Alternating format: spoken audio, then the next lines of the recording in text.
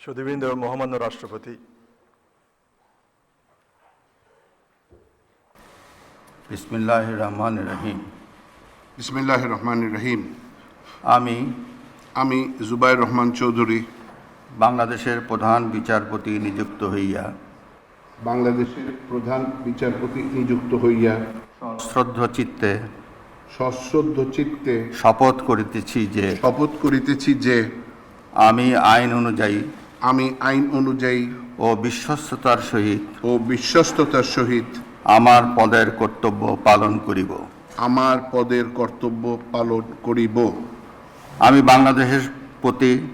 আমি বাংলাদেশের প্রতি অকৃত্রিম বিশ্বাস ও আনুগত্য পোষণ করিব। আমি বাংলাদেশের সংবিধান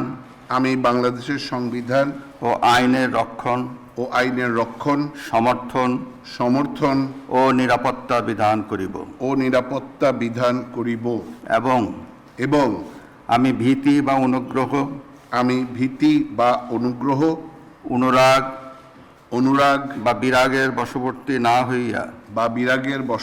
না হইয়া সকলের প্রতি আইন অনুযায়ী যথাবিহিত আচরণ করিব।